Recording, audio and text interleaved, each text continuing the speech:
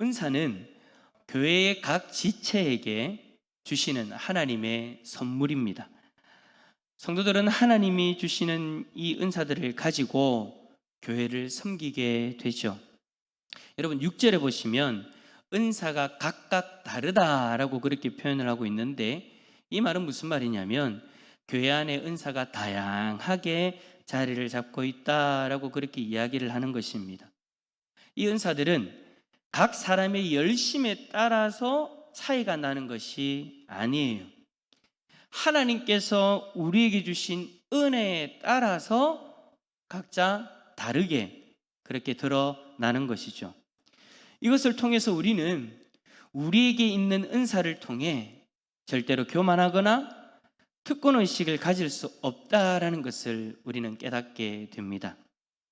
그런데 이런 은사들을 보면서 저에게 한 가지 질문이 하나 생겼어요. 이 은사를 하나님이 각자에게 다르게 선물로 주셨는데, 그렇다면 우리에게는 이러한 모습이 전혀 없는 것인가? 그러니까 내가 받지 못한 은사라면 그 은사의 모습은 나에게 없는 것인가? 라는 겁니다. 서로가 받지 않은 은사가 있다면 그 은사의 모습이 나에게는 없는 건가? 어떤 이들은 정말 이렇게 생각하죠. 나는 가르치는 은사가 없으니 절대 가르칠 수가 없어. 어느 누구에게도 하나님의 말씀을 이야기할 수 없어. 여러분 정말 그런가요? 은사를 받지 못했다고 그러한 일을 전혀 못합니까? 아예 못하나요? 아니, 그러한 것을 아예 입 밖에 내면 안 되나요? 위로의 은사를 받지 못했으면 위로할 수 없고, 구제하는 은사를 받지 못했으면 구제하지 못하는 겁니까? 아니죠. 오늘 본문에 나온 은사들은 우리가 일반적으로 가지고 있고 또 행하고 있는 모습입니다. 예언도 마찬가지예요. 여기서 여러분, 예언이라는 것은 미래의 일을 맞추는 그것을 이야기하는 것이 아니죠.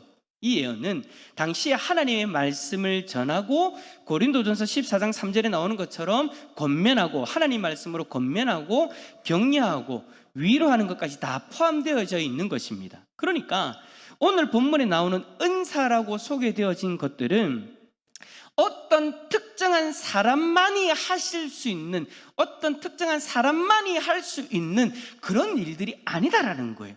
누구든지 가르칠 수도 있고요, 섬길 수 있고요, 위로할 수 있고요, 구제할 수 있고요, 다스릴 수 있고요, 긍휼을 베풀 수 있고요, 사랑할 수 있습니다. 그런데 오늘 본문에서는 이러한 것들을 왜 특별히 은사로 받은 이들이 있다라고까지 그렇게 표현하고 있는 걸까요? 그것은요, 우리가 모두 할 수 있고 해야 하는 것이지만 특별히 은사를 받아서 각각의 그 영역에서 특출나게 감당해야 되는 분들이 있다라는 거예요. 하나님의 말씀을 전할 수 있지만, 모두 전할 수 있지만, 말씀을 전하기 위해 특별히 은사를 받아서 훈련되어진 교육자들이 있어요. 모두가 다 섬길 수 있지만 섬기는데 특별한 은사를 받아서 누구보다도 더 잘 섬기는 일에 앞장서는 분들이 있다라는 거예요. 누구나 가르칠 수 있지만 특별히 가르치기 위해 그 영혼에 대한 안타까움을 가지고 헌신적으로 교육받고 가르치는 이들이 있습니다.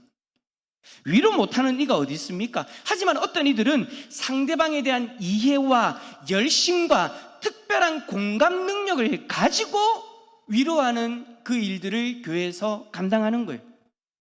구제하는 일에 있어서 어떤 이들은 자신의 모든 것을 헌신하고자 하는 마음을 가지고 특별히 구제하는 그 일에 헌신하는, 자신의 모든 것을 다 쏟아부어서 헌신하는 이들이 있습니다.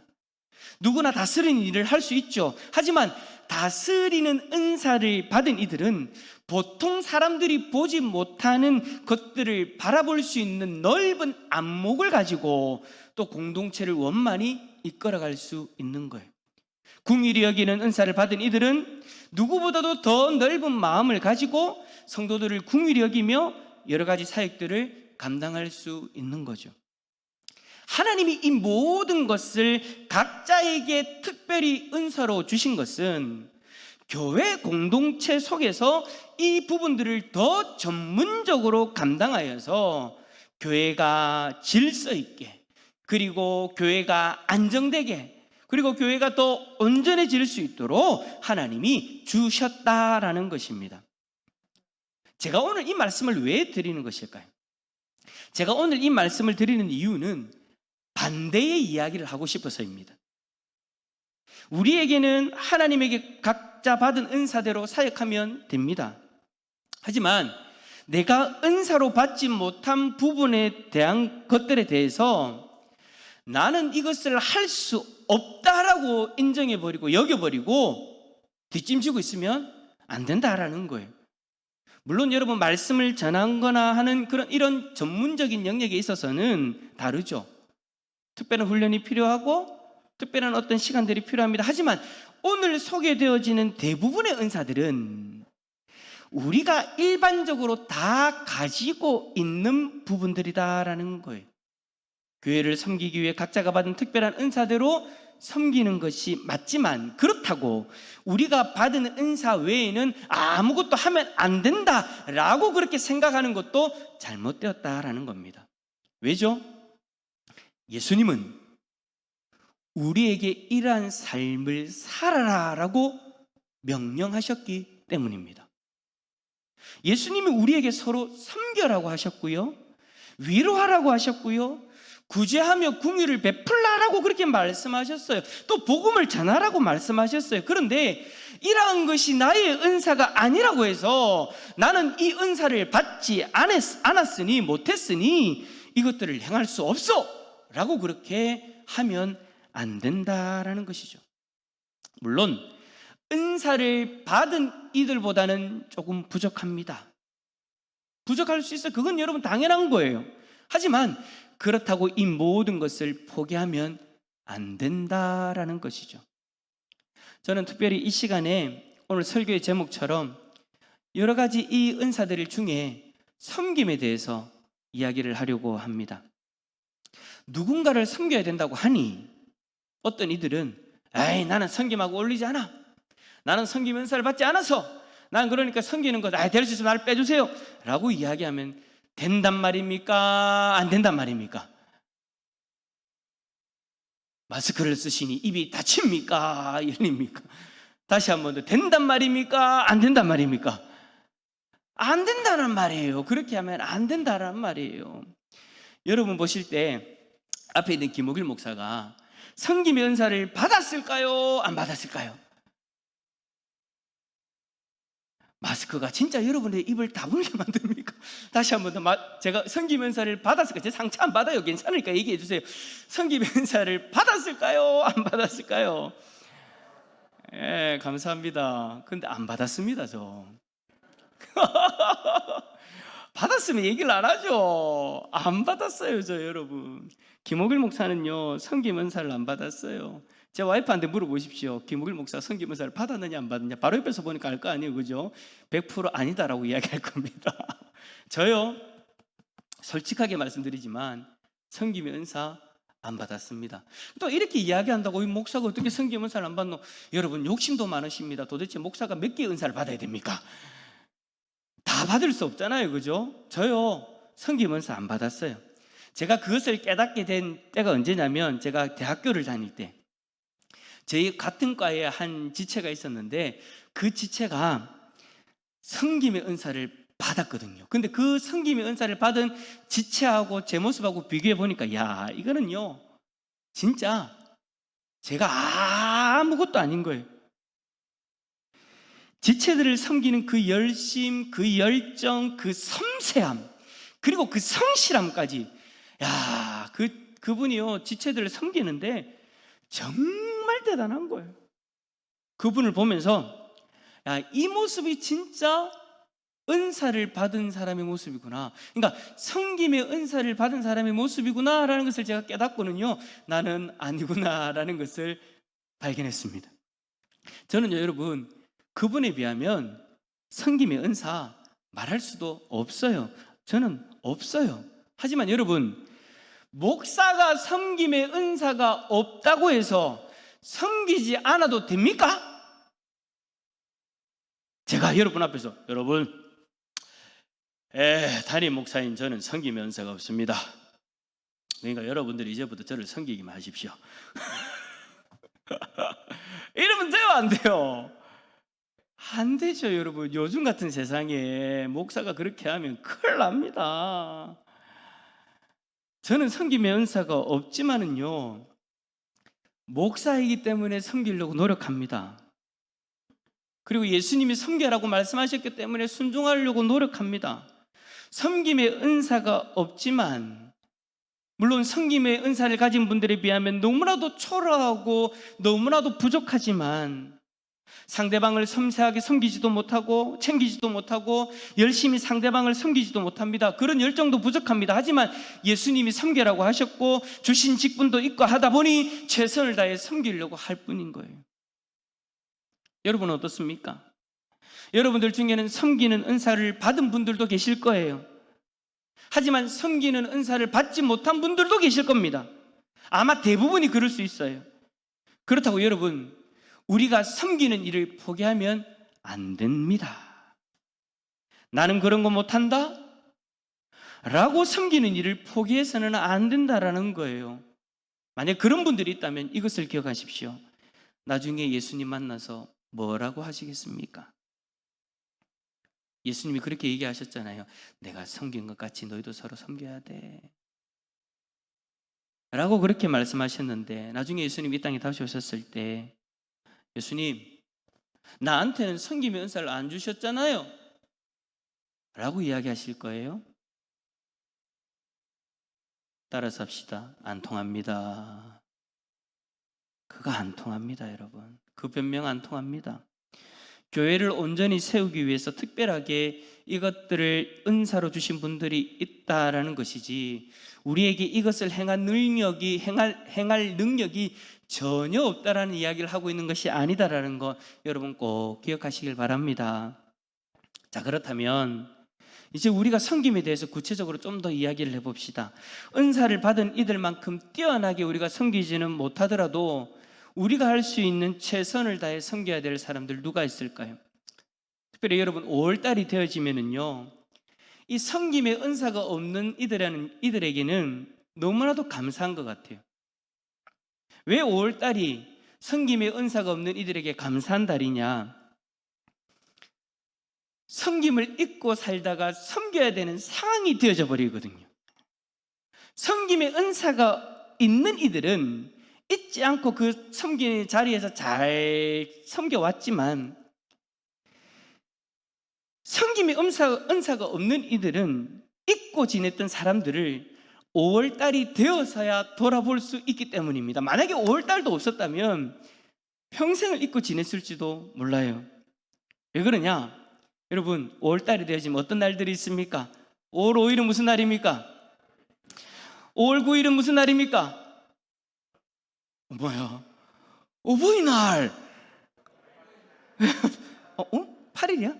아, 죄송합니다. 제가 달력을 잘못 봤습니다. 5월 8일. 문제가 많네요. 제가 이런 사람입니다. 그러니까 5월달이 되어지 얼마나 감사합니까? 5월 8일. 자, 그리고 5월 15일은 무슨 날입니까? 스승의 날. 그죠? 여러분의 자녀들을 사랑하지만 섬기는 것이 서툴러가지고 아이들을 잘 섬기지 못하고 열심히 앞만 보고 달려오셨죠. 자녀들을 위해서 열심히 일을 해서 돈을 벌려고 자녀들을 위해서 그렇게 달려오셨지만 정작 자녀들과 함께하는 시간들을 가지지 못했기 때문에 언제나 미안한 마음들이 가득했을 겁니다. 그런데 5월 5일은요, 그런 우리를 멈추게 합니다. 5월 5일 어린이날이 되어지면 그동안 잘 섬기지 못하더라도 특별히 여러분의 자녀들을 섬길 수 있고 집중할 수 있는 시간을 억지로라도 가지게 되잖아요. 그죠? 어떤 분들은 섬김을 이야기하는데, 자녀들의 섬김을 이야기하는데, 아니 내 자녀들을 섬기는 거? 자녀들을 사랑하면 사랑하고 뭐 위하면 위했지 뭐 자녀들을 섬깁니까? 좀 이상하지 않습니까? 라고 이야기하실 수 있어요. 그런데 여러분, 저는요, 자녀들이 우리의 섬김의 대상이라고 봅니다. 왜냐? 시편 127편 3절에 보라, 자식들은 여호와의 기업이요 태의 열매는 그의 상급이로다. 할렐루야. 우리에게 주신 자녀가 하나님의 기업이래요. 상급이래요. 여러분에게 맡겨주신 그 자녀는요, 하나님의 기업이에요. 내가 함부로 대하고 감정적으로 대할 수 있는 그런 존재가 아니라는 거예요. 여러분의 자녀는 여러분의 것이 아니라 하나님의 기업입니다. 하나님이 기뻐하시는 모습대로 자랄 수 있도록 하나님의 말씀대로 양육하고 섬겨야 되는 대상이다라는 거예요. 그래서 자녀들이 나중에 다 장성했을 때 하나님의 영광을 위해 살아가도록 우리는 최선을 다해 섬겨야 된다라는 것이죠. 자녀가 섬김의 대상이라고 했을 때 여기에 있는 자녀들은 아마 속으로 아싸라고 하실지도 모르겠어요. 왜요? 아싸, 오늘 나를 섬기라고 했으니까 오늘 집에 가가지고 장난감 사달래 해야지. 은성아, 그지? 그런 생각을 할 수 있는데 미안하지만 그 얘기 아니에요. 여러분들이 원하는 것들을 사주고 뭐 그렇게 하는 것이 섬김이라고 이야기하는 것이 아니에요. 어떻게 해요? 하나님의 기업으로 인정하고 내 마음대로 대하고 다가가는 것이 아니라 내 감정을 아무 거리낌 없이 표현하고 막대하는 것이 아니라 하나님의 기업처럼 존중하고 사랑하고 하나님 말씀으로 양육해야 된다라는 거예요. 그것을 섬김으로 보고 최선을 다해야 된다라는 것이죠. 이 자리에 계신 우리 부모님들에게 권면합니다. 여러분의 자녀들은 하나님의 기업입니다. 그러니 하나님의 기업으로 잘 자랄 수 있도록 최선을 다해 주시기를 부탁드립니다. 그러기 위해서는 부모님들이 올바른 신앙의 모습을 보여주셔야 되고요.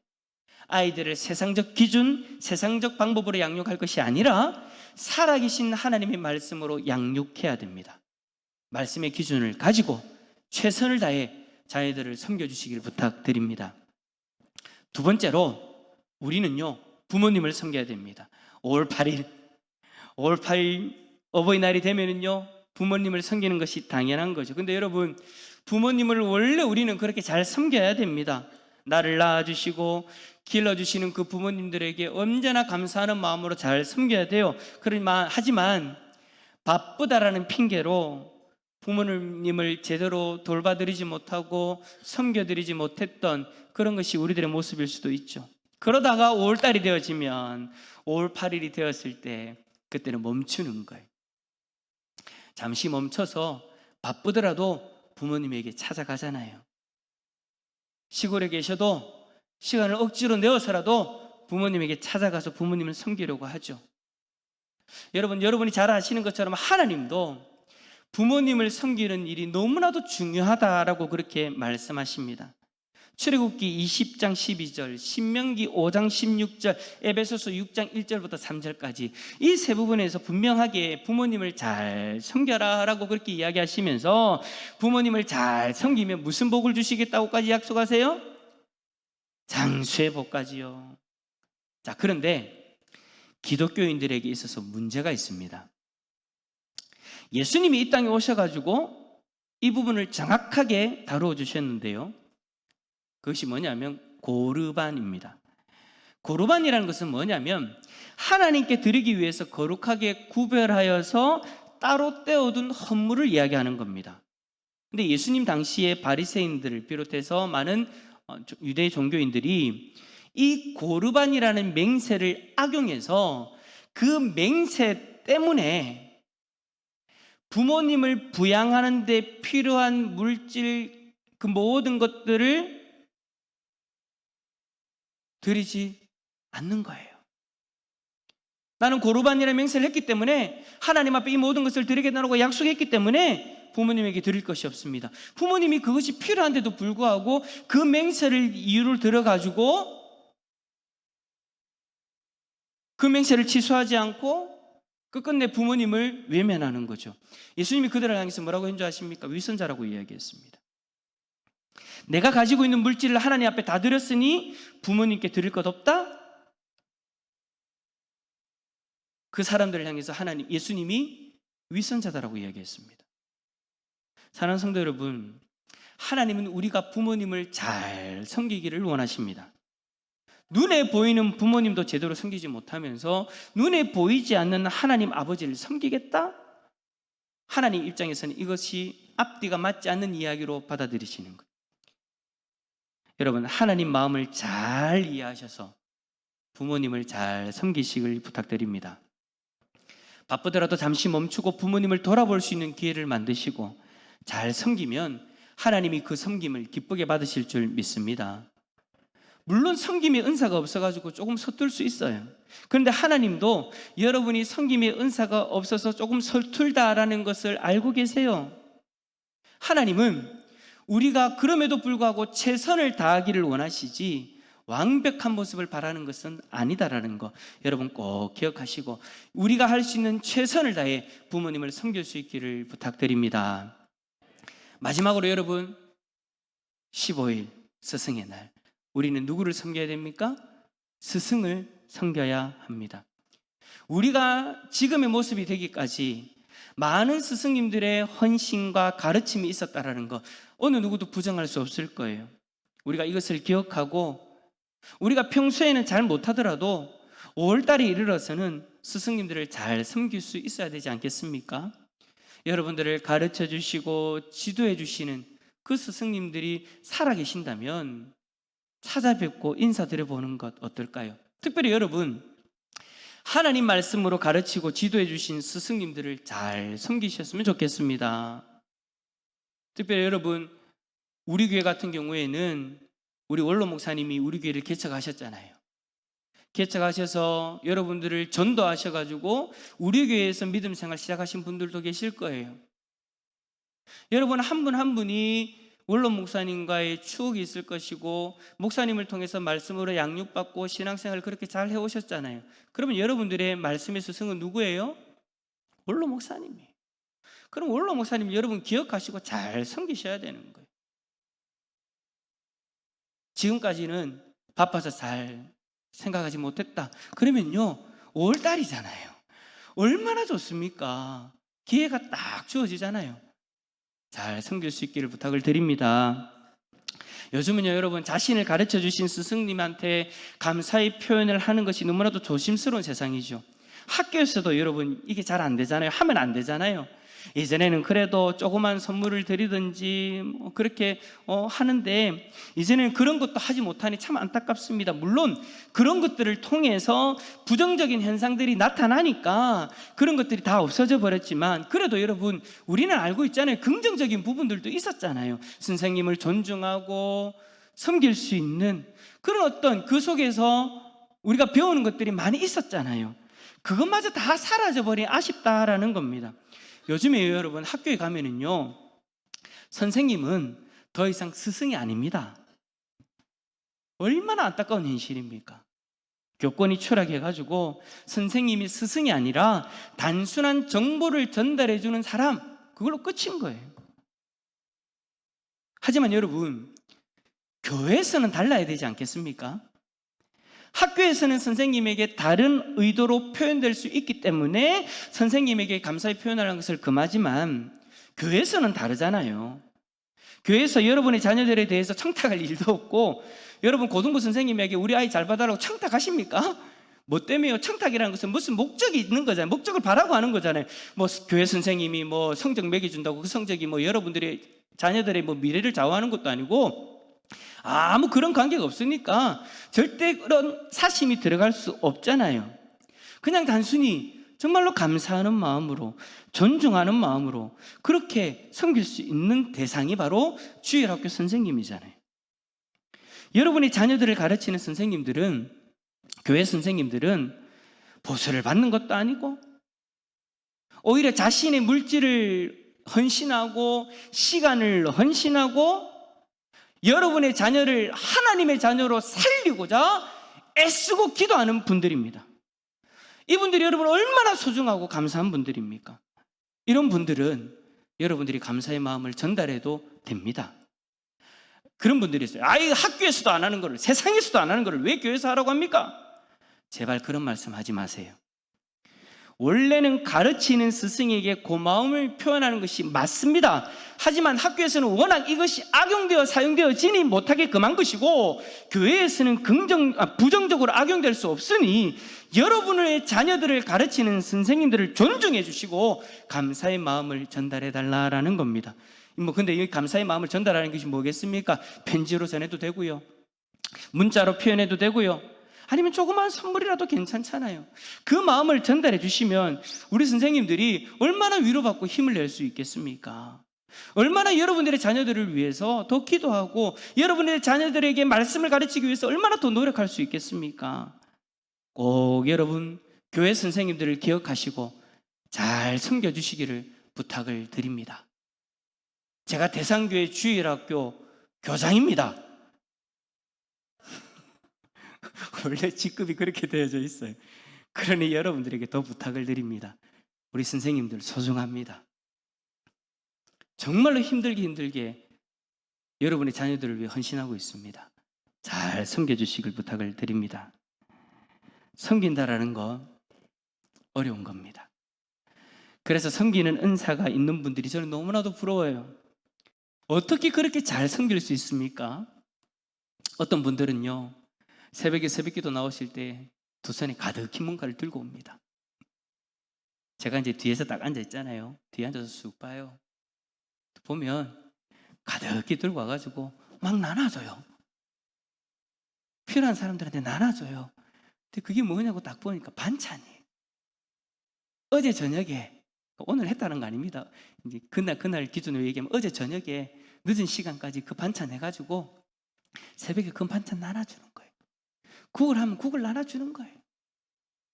또 어떤 분들은 어떤 가정이 어렵다 힘들다 하면 그 가정에 전화를 해가지고 필요한 것들 챙겨주고 막 그렇게 하시는 분들이 있습니다.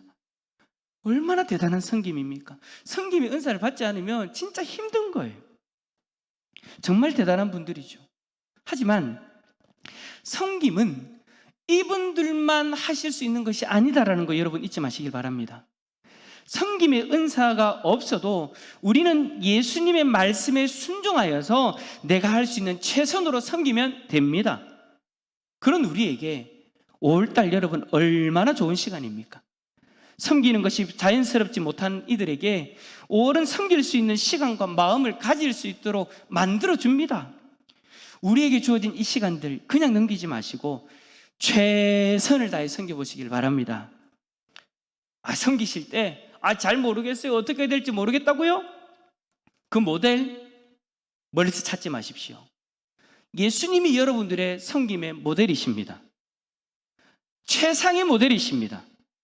예수님이 여러분들을 섬기기 위해서 이 낮은 땅으로 오셨고요, 예수님이 여러분들을 섬기기 위해서 헌신하셨고요, 예수님이 여러분들을 섬기기 위해 희생하셨습니다. 그 예수님만 바라보시면 내가 어떻게 섬겨야 되겠는가 쫙 보이는 거예요. 그래서 예수님을 따라 한번 섬겨 보십시오. 안 된다 뒷짐지지 마시고 용기를 내어서 예수님을 따라 섬겨 보십시오. 그리하면 섬김의 은사가 없어도 부족하지만 우리는 우리의 자녀들과 부모님들과 그리고 스승님들 그리고 그 외의 지체들까지도 더 잘 섬길 수 있게 될 줄 믿습니다. 그리하면 꼭 5월달이 아니더라도 계속해서 이 섬김의 삶을 이어갈 수 있을 거예요. 나에게 은사가 없으니 안 된다가 아니라 예수님 바라보시면서 내가 할 수 있는 최선의 섬김을 살아내는 복된 하나님의 백성들 다 되어질 수 있기를 예수 그리스도 이름으로 축원합니다.